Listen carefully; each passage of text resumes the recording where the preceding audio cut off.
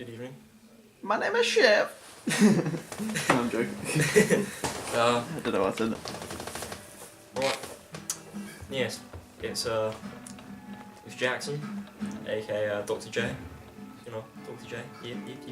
Yep. So, we're here to talk about our second indie film, which is Ghost World, which is directed by Terry Zwigoff.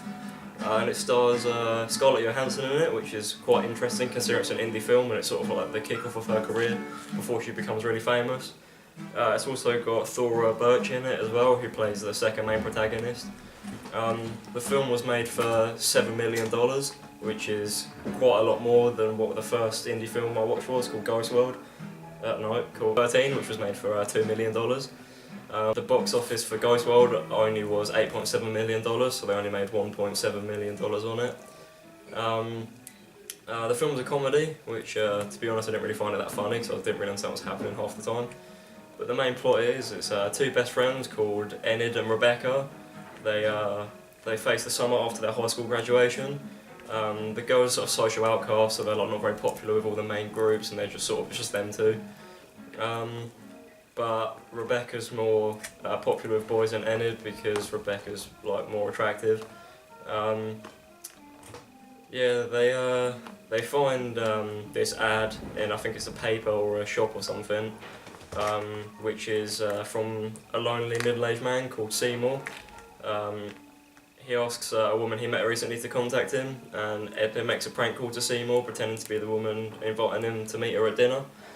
The two girls get their friend Josh to secretly watch Seymour at the dinner and make fun of him.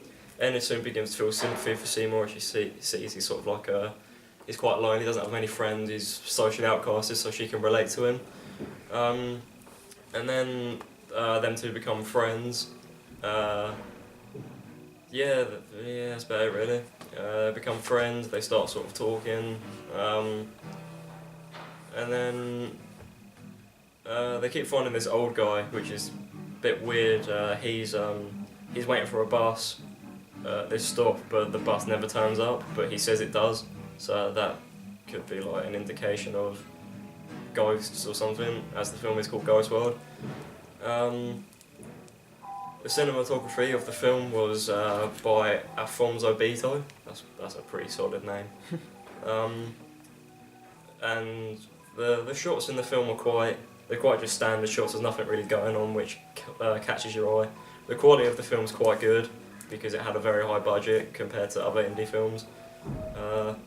It differs from most blockbuster films because it doesn't, apart from Scarlett Johansson, it doesn't really star very many big characters or like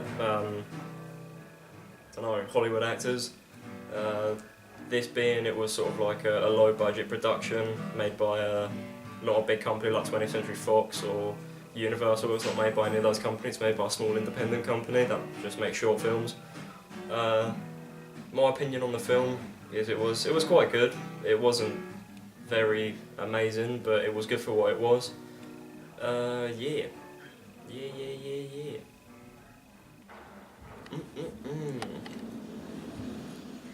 I'd like to big up Mr. Kipling on the manufacture of this apple pie, because it's very succulent, nice and sweet, pastry's quite thick.